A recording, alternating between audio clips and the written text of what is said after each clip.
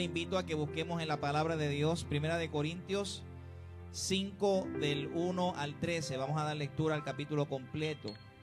Primera de Corintios 5 del 1 al 13. Este mensaje, quiero hacer varias advertencias. Primero, este mensaje que voy a predicar no está dirigido a nadie de los que está aquí presente. Porque quizás algunas personas puedan decir, ¿verdad? Pues el pastor está predicando por mí. No, yo estoy predicando por el Espíritu de Dios. Amén. Hace como 6 meses, 9 meses, quizás hasta un año, una de ustedes, una de las hermanas de la iglesia, vino donde mí me pregunta este verso, Primera de Corintios 5:5. Dice, el tal sea entregado a Satanás para destrucción de su carne, a fin de que su espíritu sea salvo en el día del Señor. Y dejé pasar el tiempo y hace como un mes la hermana vuelve y me lo repite, ¿verdad? Para ver cómo es que se puede explicar esto. Y sentí de parte del Señor traerlo un domingo. Hay pastores, ¿verdad?, que prefieren no predicar, no porque no sepan esto o no porque tengan temor a esto, ¿verdad? Prefieren no predicar esto, no es eso. Es que dicen eso quizás no puede aludirse a todo el mundo en la iglesia. Pero yo soy de los que pienso que Dios me ha llamado a predicar todo el consejo de Dios. Las cosas que me gustan y las cosas que no me gustan. Las cosas que los motivan a ustedes y les gusta a ustedes y las cosas que a ustedes quizás no les gusten. Porque nosotros estamos aquí no para lo que me guste o lo que no me guste, estamos aquí para servirle a un Dios vivo. Lo que le gusta a Él y lo que dice Él es la última palabra. Y es lo que vamos a hablar en esta hora. Voy a tocar muchos temas. Esta predicación es estilo estudio. Yo sé que quizás hay algunas personas que vienen por primera vez. No pretendemos que usted, ¿verdad? Y de hecho yo no soy teólogo. Yo simplemente soy un siervo de Dios. No pretendemos que sepamos todos los temas que vamos a hablar, pero si al final del culto usted quiere acercarse a mí o tiene alguna otra pregunta en relación a uno de los temas, porque vamos a hablar un poco, ¿verdad?, estilo estudio, pues simplemente se acerca a mí. Esta predicación va a ser grabada. Está siempre todas las predicaciones en el website bautistabetel.com, que usted la puede escuchar cuantas veces usted quiera. Leemos en la poderosa palabra de Dios, Primera de Corintios 5, verso 1. Y voy a leerlo bien, pero redimiendo el tiempo. De cierto se oye que hay entre vosotros fornicación, y tal fornicación cual aún se nombra, ni aún se nombra entre los gentiles, tanto que alguno tiene la mujer de su padre. Y vosotros estáis envanecidos. ¿No debierais más bien haberos lamentado para que fuere quitado de en medio de vosotros el que cometió tal acción? Ciertamente yo, como ausente en cuerpo, pero presente en espíritu, yo como ya como presente he juzgado al que tal cosa ha hecho. En el nombre de nuestro Señor Jesucristo, reunidos vosotros y mi espíritu, con el poder de nuestro Señor Jesucristo, el tal sea entregado a Satanás para destrucción de la carne, a fin de que el espíritu sea salvo en el día del Señor Jesús. No es buena vuestra jactancia, ¿no sabéis que un poco de levadura leuda a toda la masa? Limpiaos pues de la vieja levadura para que seáis nueva masa, sin levadura como sois, porque nuestra Pascua, que es Cristo, ya fue sacrificada por nosotros. Así que celebremos la fiesta no con la vieja levadura, ni con la levadura de malicia y de maldad, sino con panes sin levadura, de sinceridad y de verdad. Os he escrito por carta que no os juntéis con los fornicarios, no solamente con los fornicarios, o no absolutamente con los fornicarios de este mundo, con los avaros, los ladrones, los idólatras. Pues en tal caso sería necesario, ¿qué? Salir del mundo. Más bien os escribí que no os juntéis con ninguno que llamándose hermano fuere fornicario, avaro, idólatra, maldiciente, borracho, ladrón, con el tal ni aun comáis. Porque ¿qué razón tendría yo para juzgar a los que están afuera? No juzgáis vosotros a los que están dentro, porque a los que están fuera Dios juzgará. Quitad pues a ese perverso de entre vosotros. Padre, gracias por esta palabra, gracias por tu misericordia. Te pido que podamos digerirla, podamos entenderla, podamos aplicarla a nosotros, Señor. Y tú conoces toda necesidad de mis hermanos, hermanas que están presentes. Sé tú supliendo cada una de las necesidades que tú tienes, Padre, para nosotros, en el nombre de Jesús. Amén, amén. Puede tomar asiento. Como les dije hace unos minutos, esto es una predicación aislada. No todos los domingos hacemos este tipo de predicación, quizás una vez al año, 2 veces al año. La semana que viene vamos a tener un predicador de la casa, que yo sé que Dios va a utilizar. El 11 de febrero vamos a estar predicando acerca de la amistad. Y como tema, Cristo nuestro fiel amigo. Luego el 21 de febrero tenemos una predicación también, estilo motivacional, ¿verdad? Yo quiero más con menos, así se titula esa predicación, ¿verdad? Pero el día de hoy estamos hablando y vamos a hablar acerca de la disciplina dentro de la iglesia. Porque nosotros vamos a un tribunal y cuando vamos a un tribunal lo primero que nos dicen que no podemos tener pantalones cortos. O vamos al tribunal y nos dice cuando el juez habla o cuando el juez va entrando, ¿qué todo el mundo tiene que hacer? Todo el mundo tiene que estar de pie. No se permite nadie que se quede sentado. Entonces venimos a la iglesia y pretendemos y creemos que aquí cualquier persona puede hacer lo que le dé la gana. Y es lo que vamos a estar hablando en esta mañana. Cuando dice el apóstol Pablo, quitad a ese perverso de entre vosotros. Pero ¿y el amor de Dios dónde queda? Eso es lo que vamos a estar hablando en esta mañana. La iglesia de Corintios es una de las 2 iglesias que más fuerte el apóstol les habló. Nosotros tenemos muchas cartas del apóstol Pablo. Una de esas cartas es la iglesia de Éfeso, los Efesios. Si usted se detiene a leer los 6 capítulos de Efesios, Pablo vivía enamorado prácticamente de Efesios. Le hablaba bien bonito a Efesios. Pero habían 2 iglesias, una es Gálatas, que en un momento dado, Gálatas capítulo 3, verso 1, dice, ustedes son unos necios. Imagínense que alguien le diga así a usted se sentiría mal.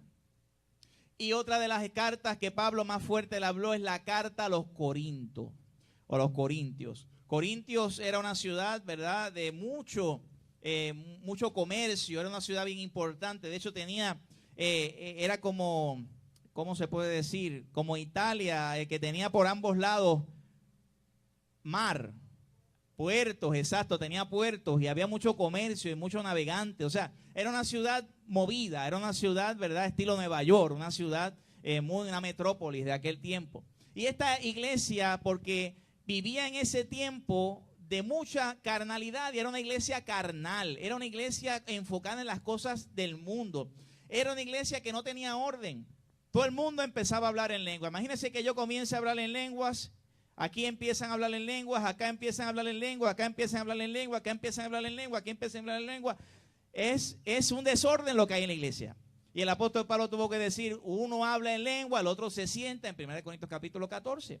En la Santa Cena, que era la cena que tuvimos aquí, nosotros aquí, la iglesia se emborrachaba. Imagínense si tomaban bien la Santa Cena, la iglesia de Corinto. Era una iglesia de inmoralidad, era una iglesia que tenía tantos problemas. Y por eso es que usted ve que el lenguaje que Pablo usa a Corinto es un lenguaje diferente, es un lenguaje directo, es un lenguaje fuerte. Porque, hermano, hay veces que nosotros merecemos un jaloncito de oreja y hay veces que merecemos una buena nalga. Dígame si no es cierto. Y así era el apóstol Pablo con relación a la iglesia de Corinto. Y aquí había unos grados de inmoralidad. Dígame ¿qué usted ve aquí? Qué lindo está eso, ¿verdad? Vemos una pareja y ya usted sabe la historia. Hay unos grados de inmoralidad. La pregunta que yo les hago, ¿existen grados de inmoralidad? ¿Existen grados de pecado?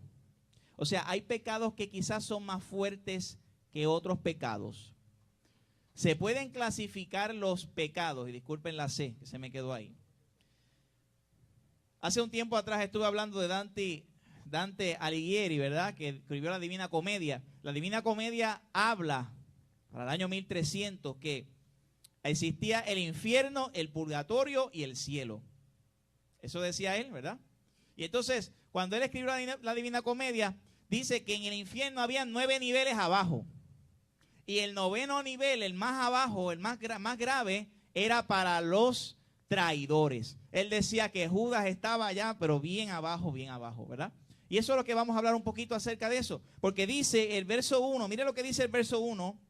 Dice, de cierto se oye. O sea, Pablo no estaba en Corinto. O sea, todo esto Pablo lo está, ¿qué? Escuchando fuera de Corinto. Y dice, de cierto se oye que hay entre vosotros fornicación. Ok, fornicación es malo. Pero mire cómo él dice, no es una fornicación normal. Es tal fornicación que ni aún se nombra entre quién. O sea, dice que es una fornicación tan grave que ni aún en la metrópolis de Corinto, que era una ciudad inmoral, los corintios sabían que eso estaba mal. Y estaba pasando dentro de la iglesia. Y la iglesia estaba permitiendo esa conducta. ¿Cuál conducta? Tanto que alguno tiene la mujer de quién. De su padre. Hasta ahí llega. No explica si la mujer también iba a la iglesia, si el papá se murió, si fue que él arrebató a su padre y dijo, vente madrastra conmigo. Aquí la cuestión es que había una relación sexual entre uno de los miembros de la iglesia de Corinto y su madrastra. Obviamente eso está, ¿qué? Mal. Y entonces dice la palabra de Dios, dice que todo pecado es merecedor de un infierno eterno. Muchas iglesias o muchas personas no les gusta hablar del infierno. La palabra de Dios establece que existe un infierno. Y el infierno no es para los que se portan mal. El infierno es para todo aquel que le ha fallado a Dios.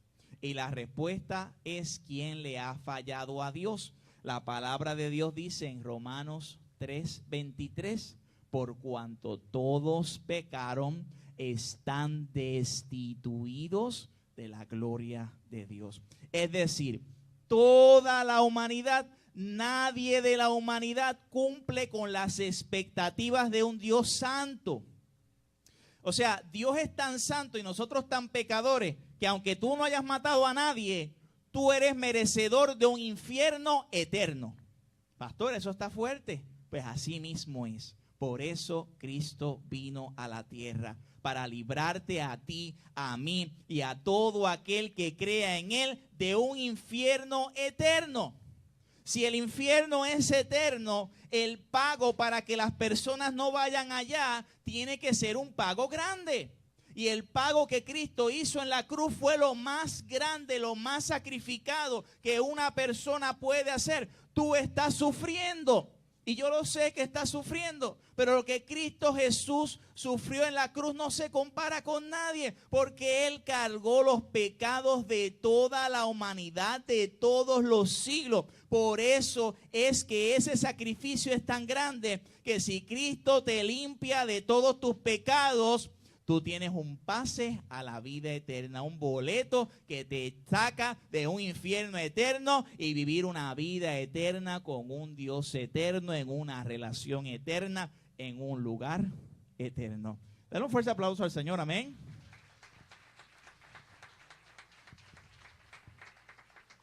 Fíjese si el pecado es tan grande que, ¿qué fue lo que hizo Adán y Eva? Dígame usted. Allá atrás vemos un árbol grande. Imagínense que uno de esos árboles tenga un frutito. ¿Qué fue lo que hizo Adán y Eva? ¿Tomaron de un qué? De un fruto. Muchas personas dicen que es una manzana. La Biblia no dice que sea una manzana. La cuestión es que tomaron de un fruto. Y por ese error, eso que usted diría, pero es que Adán y Eva no mataron a nadie.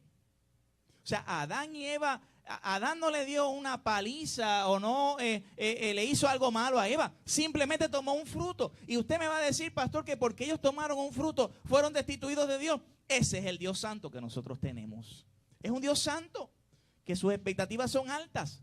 Pero por eso tenemos a Cristo. Más Dios muestra su amor por nosotros en que siendo aún pecadores, Cristo murió por nosotros. Romanos 5, verso 8. Entonces, si existen o no grados de inmoralidad o de pecados, aunque sea el pecado más simple, entre comillas, te hace a ti merecedor de un infierno eterno. Pero la Biblia dice en Romanos capítulo 1, verso 18 al 32, que hay grados de inmoralidad, hay grados de perversidad. Y primero empiezan las personas diciendo, dice la Biblia, porque habiendo conocido a Dios. Es decir, todo el mundo tiene el conocimiento, el sello de que Dios existe. Usted váyase a la tribu más lejana de África o la tribu de las Amazonas más lejana que nadie haya pisado de la sociedad o civilización, y usted va a ver que esas personas saben que existe un Dios. Pero dice que el primer nivel de inmoralidad es, sabiendo que Dios existe, no reconozco que Dios existe. Y dice que cambiaron la gloria de Dios por cuadrúpedos, por aves, por la idolatría, por adorarse ellos mismos. Y dice, por lo tanto, Dios los entregó a pasiones, ¿qué? Vergonzosas. La lista es enorme. Porque dice atestados de injusticia, fornicación, perversidad, avaricia, maldad, envidia, homicidios, contiendas, engaños, malignidades, murmuradores, detractores, abominadores, abominaciones, injuriosos, soberbios, altivos, inventores. Miren esta, me llama la atención. ¿Inventores de qué? O sea, el grado de inmoralidad es tan grande en esa gente que son hasta inventores de males, inventores de cosas malas. Entonces sí existe un grado de inmoralidad. Porque dice aquí que ni aún se nombra entre quién, ¿entre qué? Entre los gentiles. No es lo mismo que que usted me dé una bofetada a que usted saque un revólver y cometa un asesinato contra mí. Dígame si es lo mismo o no es lo mismo. No es lo mismo que alguien se suicide solo a que alguien suicide a él y asesine a sus 3 hijos. Dígame si es lo mismo o no es lo mismo. No es lo mismo que alguien cometa fornicación a que cometa fornicación con su madrastra. Porque en Levítico 18, del 6 al 8, dice que no te acostarás con tu madre, ni te acostarás con tu madrastra, ni te acostarás con tu hermana, ni te acostarás con tus nietos, y por espacio, ni con tus tíos. Dice, eso aquí en la ley normal, en la ley del mundo, se conoce como incesto. Y es pecado. Y muchas personas dicen, no, pero Levítico era para el Antiguo Testamento. Pues la ley moral de Dios es ley moral de Dios. El Dios del Antiguo Testamento es el Dios del Nuevo Testamento. El Dios de hace 2000 años atrás es el Dios del 2016, del 2017, del 29 de enero de 2017. El Dios de China es el Dios de Ponce, de la Iglesia Bautista Betel. Dios no cambia. No es hijo de hombre para que se arrepienta. La ley es la ley moral de Dios. O sea, es pecado. Es pecado. Mire si hay grados de inmoralidad que dice la palabra que si alguno de ustedes hace caer a uno de estos pequeñitos, ¿qué dice la Biblia? Mejor le fuera que se amarrara un ¿qué? Una soga al cuello con una piedra enorme y la echaré al fondo de la mar. O sea, está diciendo, ten cuidado con hacer caer porque el castigo es ¿qué? Mayor. Mire si hay grados de inmoralidad que en Mateo 26, vamos a leer ese verso, busque ese verso, Mateo 26, 24, porque ahorita estábamos hablando de Judas, pero está en la Biblia. Mire lo que dice Mateo 26, 24. Este verso da miedo leerlo. Bueno, quizá la palabra no es miedo, es temor reverente. Mateo 26, verso 24. Porque dice, a la verdad el Hijo del Hombre va, según está escrito de él. Cuando dice va, lo que significa es va a morir, va a ser crucificado. O sea, aquí Mateo está diciendo, es imposible que Jesús no muera en la cruz porque eso está escrito en el Antiguo Testamento. O sea, esto tiene que pasar. Pero mire lo que dice luego. Mas ay de aquel hombre por quien el Hijo del Hombre es entregado. Si lo dejamos ahí, pues sí, es un castigo fuerte. Pero mire lo que dice luego. Bueno le fuera a ese hombre no haber nacido. Uy. Dígame usted si ese versículo no es de un temor reverente. Está diciendo, el Hijo del Hombre tiene que ser entregado, pero hay de aquel por quien el Hijo del Hombre es entregado. Y dice, aparte de que hay de aquel, dice, bueno le fuera a ese hombre no haber nacido. En relación a los fariseos y los saduceos, la palabra de Dios dice, hipócritas, por eso ustedes tendrán una mayor condenación. Es decir, un nivel mayor de condenación. Wow. Y aquí en Mateo capítulo 11, vamos a buscarlo, Mateo 11, 20. Mateo capítulo 11, verso 20. Estamos aquí mismo en Mateo.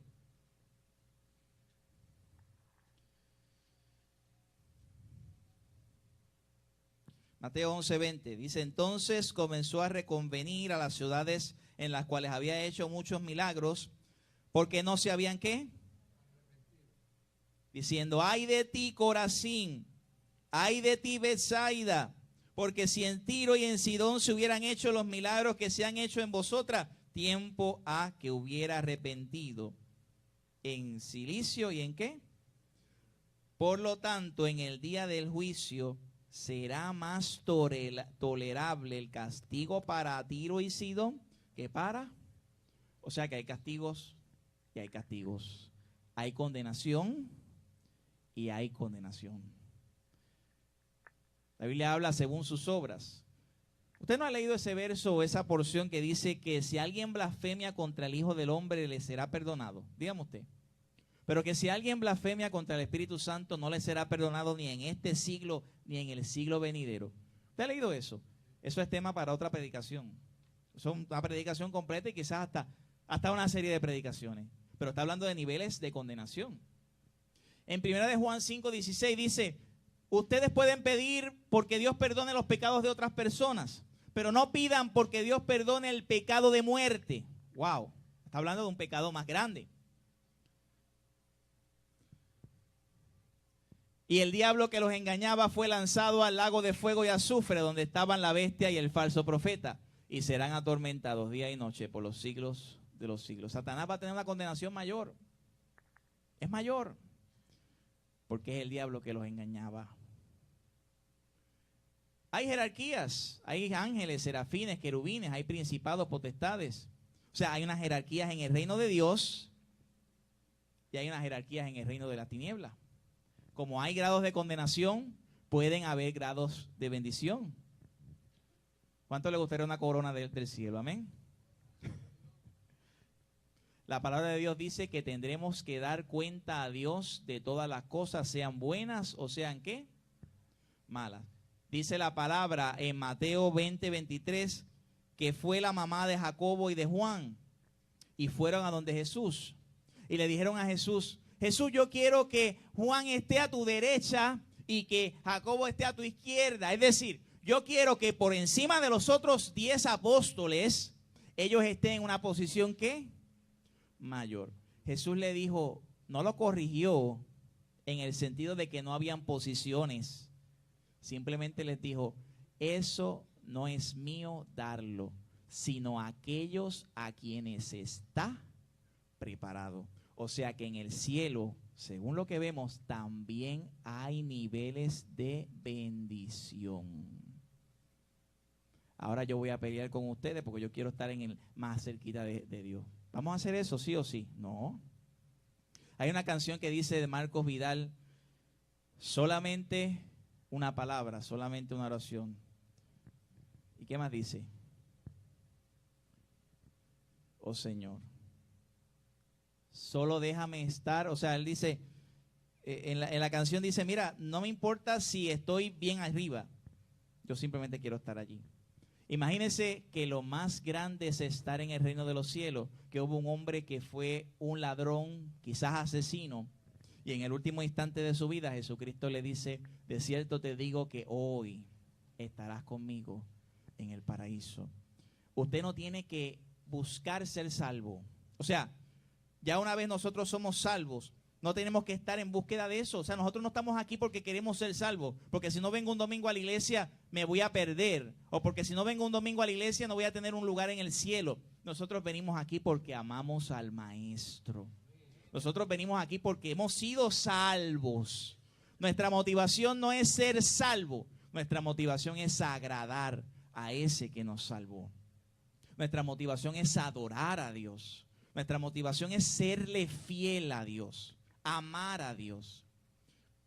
Dice Jesús, hablando de Juan el Bautista, que ninguno que ha nacido de mujer ha sido más grande que Juan el Bautista. Pero el más pequeño, o sea, está diciendo que quizás en el cielo hay gente más grande, pero el más pequeño es más grande que él. ¡Wow!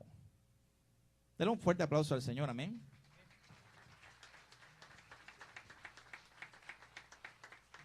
Y entonces dice que en la iglesia de Corinto este hombre estaba inmoral, estaba haciendo algo mal.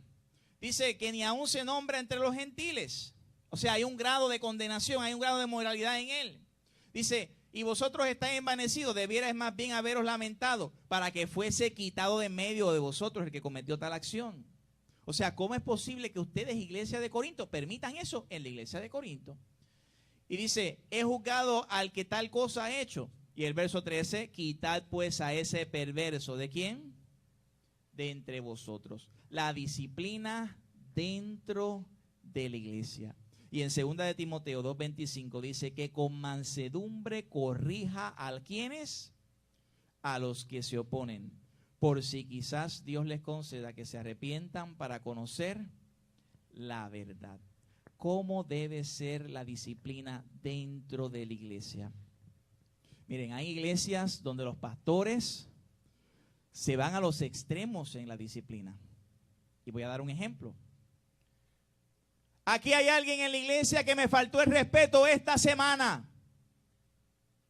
Y ese que me faltó el respeto esta semana, yo lo voy a quitar del ministerio. ¿Qué ustedes pensarían de eso? Pastor, está en la carne. Cójalo con calma, pastor. O aquí hay una persona que robó en la iglesia. Yo tenía allí unos pañuelos encima del piano y no los encontré. ¿Quién de ustedes robó en la iglesia? Y usted diría, wow, ¿cómo es posible que haga eso? Entonces todo el mundo dice, no soy yo. ¿Será que él? Entonces empezamos a juzgar todo el mundo. Porque esa no debe ser la forma de disciplina en la iglesia. La forma de disciplina en la iglesia es uno a uno. Cuando en Mateo capítulo 18, verso 15 dice que cuando tú ves a alguien que está haciendo algo mal, corrígelo tú y él a solas. Dice la Biblia, si esa persona te ha escuchado, has ganado a tu hermano. Si no te ha escuchado, busca a uno o a dos, ¿qué? Testigos. Vamos a buscar a uno o dos testigos. Mira, esto debes de corregirlo. Entendemos que esto está mal. Si no te escucha, entonces dilo ¿a quién? A la iglesia. Y si en la iglesia no te escucha, tenlo por gentil o qué? O publicano. Miren, aquí hubo una ocasión donde yo comenzando el pastorado, 2013, comencé en junio 2013 y en julio, a menos de un mes, nos comenzó a visitar un deambulante. Y yo dije, hay que abrir las puertas al deambulante. Dígame si sí o no. Claro que sí. Pero el deambulante se quitaba los zapatos, las chancletas, caminaba descalzo, descalza por la iglesia, iba al baño de las damas y se bañaba en el baño de las damas. O sea, tuvo una libertad. ¿Y qué yo hice? ¿Qué dice aquí? Estando tú y qué? Y él solo. Nos sentamos allí donde están los hermanos y le dice, usted es bienvenida en esta iglesia. Pero si usted va a venir, tiene que venir a escuchar la palabra de Dios. No a distraer a los otros hermanos con las actitudes que usted está teniendo. ¿Usted está dispuesto a eso? ¿Se fue? Nunca más vino. Porque en la iglesia tenemos que tener ¿un qué? Un orden. Pero el caso de la iglesia de Corinto no era ese. El caso de la iglesia de Corinto, que aunque ahí no lo dice, es que este hombre estaba en fornicación y decía, eso no es nada. Fíjate que no es el hecho de estar en fornicación o en adulterio o en pecado. El hecho es, como dice luego, que este hombre era un fornicario, era un adúltero y no había arrepentimiento en él. Dios es un Dios de oportunidades. Vemos el caso del diluvio. ¿Cuántos años estuvo Noé construyendo el arca para que esas personas se arrepintieran? Y no se arrepintieron. Vemos el caso de Sodoma y Gomorra en Génesis 19, que estos hombres que eran sodomitas se avalancharon a la casa de Lot. Y Lot le dijo, no me hagan nada a estos ángeles. Tengo mis 2 hijas vírgenes aquí para ustedes. Eso es una oportunidad que Dios le dio a esos hombres. ¿Qué hicieron estos hombres? La rechazaron. Vemos el caso de Acán, que hace unos domingos atrás estuvimos hablando. Acán robó lo que no le pertenecía. Y dice que Josué llamó a la tribu. Con la tribu Acán no dijo nada. Josué llamó a la familia. Con la familia no dijo nada. Y siguió por ahí y no dijo nada. No se arrepintió Acán. Y vemos el caso de Nínive. Dios es un Dios de oportunidades. Si tú estás en algún pecado, Dios te está diciendo, hay oportunidad de arrepentimiento. Pero Dios tiene un límite. Y ese límite con este caballero de Corintios se estaba acabando. El problema no es el pecado, el problema es el orgullo y la rebeldía. Dice, no absolutamente con los fornicarios de este mundo. O sea, dice, os he escrito que no os juntéis con los fornicarios. Pero dice luego, no es que no te juntes con los fornicarios de este mundo, porque entonces tendríamos que salir del mundo. Entonces el apóstol dice, contrario, dice, no te juntes o no consientas en las personas que se llaman hermanos y no tienen inicio de arrepentimiento en su corazón. Quieren seguir ese mismo estilo de vida. El que es un hijo de Dios, escucha bien, dice la palabra que el Espíritu Santo te sella. Y cuando yo estoy en un pecado, yo no puedo permanecer por mucho tiempo en ese pecado. ¿Sabes por qué? Porque el Espíritu Santo te contrita. Te sientes mal en tu corazón. No hay forma de eso. Y Dios, cuando habla a nuestros corazones, Él nos perdona si nosotros le hacemos caso. Si nosotros escuchamos su voz. ¿Es bíblico expulsar a alguien de la iglesia? Pues sí es bíblico. Vemos el caso de la inmoralidad. Vemos el caso de herejías dentro de la iglesia, como es este caso. Dice, y la palabra carcomerá como gangrena, de los cuales Himeneo y Fileto, que se desviaron de la verdad. Claro, porque yo tengo que proteger, ¿qué? La iglesia. Si hay alguien que enseña una doctrina falsa, una herejía, y vamos a poner que venga una persona aquí a la iglesia y diga, la Trinidad no existe, el que existe es Alá. Entonces nosotros lo corregimos, le enseñamos, está bien, podemos hacer esto, pero vuelve y dice que Alá es Dios y todo el mundo tiene que sentarse a Alá. Pero entonces va a llegar el momento en que le vamos a decir, hermano, su iglesia no es esta, su iglesia es la que está por Acueducto, por allí, por donde se paga la luz. Esa es su iglesia.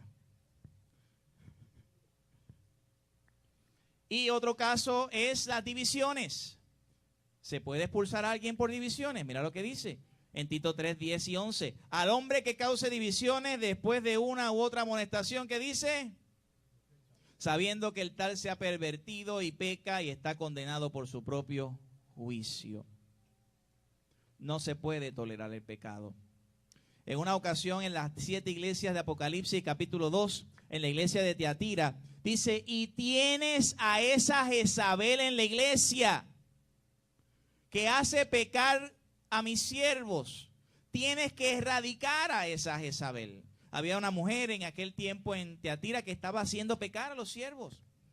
Había que sacar a esa persona porque Dios es un Dios de oportunidades, pero hay límites en el Señor. Y todo Dios lo hace con amor. Dice Mark Tomlinson, aquellos que no creen en la disciplina de la iglesia son ¿qué? Arrogantes. Hemos hablado de los grados de inmoralidad, ya este hombre estaba pervertido, acostándose con su madrastra. Hemos hablado que la disciplina en la iglesia es cierta, pero ¿en dónde queda ese verso que dice entrégalo a Satanás a fin de que su espíritu sea salvo? ¿Cómo es eso? ¿Cómo es que entrega a alguien a Satanás? Como dice el verso 5.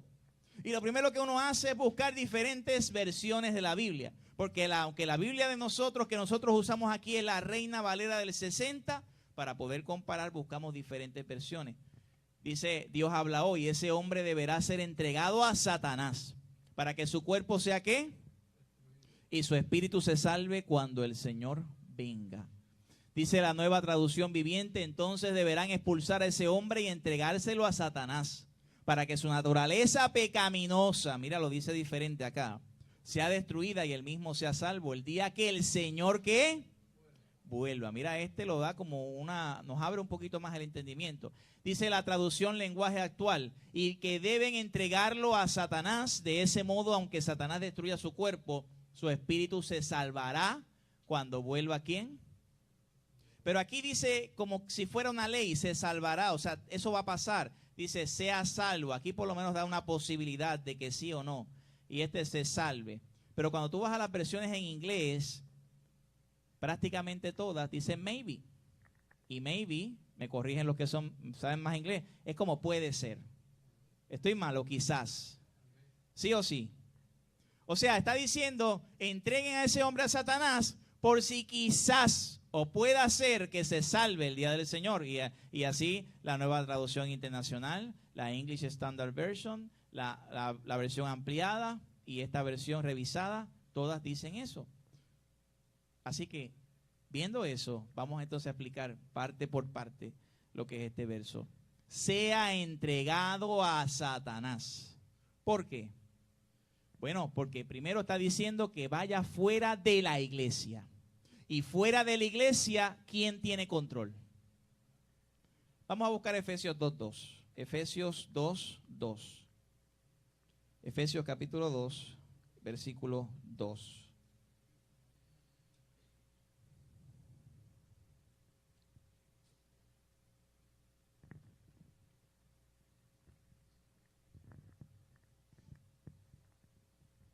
Dice Efesios 2:2. En los cuales anduvisteis en otro tiempo. O sea, él está hablando a los cristianos. Siguiendo la corriente de este mundo. Conforme al príncipe de la potestad de ¿quién? El espíritu que ahora opera en los hijos de ¿quién?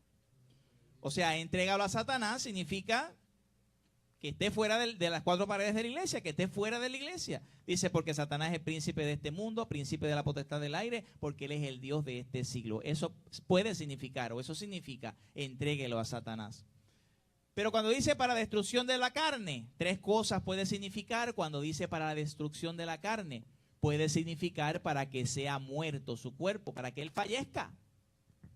Para que se destruya su cuerpo, fallezca la persona. Número uno. Puede significar, número dos, para que tenga una ¿qué? Enfermedad. No todas las enfermedades provienen de Satanás, pero hay enfermedades que provienen de Satanás. En un momento dado Jesús sana a un hombre que tenía la mano seca y dice que él estaba oprimido por el diablo con esa enfermedad. O sea, para destrucción de su cuerpo o de su carne significa para una enfermedad que pueda tener. Otro significado, para que su naturaleza pecaminosa, como decía una de las versiones que está aquí, para que su naturaleza pecaminosa sea ¿qué? Destruida. Para destrucción de su carne. A fin de que sea salvo en el día del Señor. ¿Qué significa día del Señor? El día de la venida de Jesucristo. Cuando Cristo venga por segunda vez. Existe el día de la ira y existe el día del Señor, que es en términos escatológicos el mismo día. Lo que pasa es que cuando Jesucristo venga, muchos vamos a estar contentos. Ese va a ser el día del Señor para nosotros. Pero muchos van a estar tristes. Ese va a ser el día de la ira para ellos. Cuando en Apocalipsis capítulo 6 dice: cae sobre nosotros montes, escóndanos de la ira del Cordero de Dios. Pero entonces dice que su cuerpo sea destruido para que su espíritu sea salvo en el día del Señor. O sea, que su cuerpo sea destruido y cuando Cristo venga, ese espíritu sea ¿qué? Salvo. ¿Su espíritu o su cuerpo? Las dos cosas. Hemos aprendido cuando tú estudias la interpretación bíblica que a veces un versículo no te dice toda la historia. Hay que ir a otros versos. Y la palabra de Dios dice que los muertos en Cristo resucitarán. Es decir, nuestro cuerpo, este cuerpo que se pudre. Una ocasión nos hicieron una pregunta, ¿verdad? Que si que cremar es pecado. Mire, usted esté cremado o le corten la cabeza o le pongan un dedo por allá, otro dedo por acá, una pierna por acá y doné los órganos y estoy multiplicado en 100 personas porque uno tiene la córnea mía, otro tiene la... o sea, no importa, dice la palabra que tú vas a resucitar con otro tipo de cuerpo, con un cuerpo glorificado. Y ahí va a estar el alma tuya y el espíritu tuyo. O sea, para que seas salvo en ese momento. Ahora, ¿es posible que un ataque de Satanás redunde en bien? Porque lo que está diciendo el apóstol es, mira lo que dice que él sea destruido, o sea, entrégalo a Satanás, pero es un fin bueno para que sea salvo.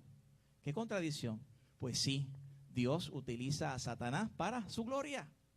Miren el ejemplo de Job, los que hemos leído el libro de Job, 40 capítulos. Al principio dice que Satanás vino donde Job, le hizo lepra, le hizo muchas cosas. Y al final de su vida, dice, ahora mis ojos te ven. Es decir, tú utilizaste a Satanás para atacarme a mí, pero ese ataque ha redundado en bien. Si Satanás te ataca y no redunda en bien, este versículo no pudiera ser escrito. Romanos capítulo 8, verso 28 dice, y sabemos que a los que aman a Dios, todas las cosas les ayudan a bien. Esto es, a los que conforme a su propósito son, ¿qué? Llamados. El caso de Pedro fue zarandeado como ¿qué? ¿Quién lo zarandeó como trigo? Satanás. Y vemos un Pedro que no era el mismo Pedro de los evangelios. Un Pedro que pregonaba la palabra sin temor. Primero vemos a un Pedro temeroso, un Pedro que decía, yo no lo conozco. ¿Usted sabe por qué Pedro decía, yo no lo conozco? Porque tenía miedo a la muerte. Imagínense que a mí, como pastor, ¿verdad? Estoy poniéndome un ejemplo. A mí me arrestan y me torturan. Y usted está allí en la cárcel a escuchar, viéndome, me están torturando y dicen, a los que sean de la iglesia Betel los vamos a torturar igual. Y entonces viene alguien de allí y le dice, tú eras de los que ibas a Betel, ¿verdad? Y usted va a decir, no, yo no soy de los que, yo iba de visita. Eso fue lo que pasó. Pedro le tenía miedo a que lo mataran. Pero fíjate el Pedro diferente en Hechos. Cuando le prohibieron predicar a Cristo. Vamos a buscarlo, Hechos 5:29, rapidito, Hechos 5:29. A Pedro le prohibieron predicar a Cristo. Y si predicaban a Cristo, lo amenazaron de muerte, lo amenazaban, te matamos. Pero el Pedro que pasó por el trigo y la cizaña y el zarandeo de Satanás es un Pedro diferente. Cuando dice en Hechos 5:29, dice, respondiendo, vamos desde el 27, dice, cuando los trajeron, los presentaron en el concilio y el sumo sacerdote les preguntó diciendo, no os mandamos estrictamente que no enseñares acerca de ese hombre o de ese nombre de Jesús. Y ahora habéis llenado a Jerusalén de vuestra doctrina y queréis echar sobre nosotros la sangre de ese hombre. Respondiendo Pedro y los apóstoles dijeron, es necesario obedecer a Dios. Ese es el Pedro que gracias al zarandeo de Satanás pasó por un proceso y luego era un Pedro diferente. ¿Y qué me dicen de Pablo? Que dice que Satanás le envió un mensajero al cuerpo de él. Dice, estoy siendo un aguijón en la carne, un mensajero de Satanás. Y 3 veces he pedido al Señor que me quite ese mensajero, que me quite esa agonía. Y el Señor le dice, bástate ¿qué? En mi gracia, porque mi poder se perfecciona ¿en qué? En tu debilidad. Es decir, sencillo, envíen a ese hombre a Satanás. Que Satanás haga muchas cosas malas con él. que quizás le dé enfermedad a su cuerpo, y que esa enfermedad y esa situación que pasa en su cuerpo sean para que él pueda reconocer a Cristo, para que en el día del Señor, en la venida de Cristo, sea uno de los que se vaya con nosotros derechitos para el cielo. Eso es lo que quiere decir, tan sencillo. El tal se ha entregado a Satanás para destrucción de su carne, a fin de que su espíritu sea salvo en el día del Señor.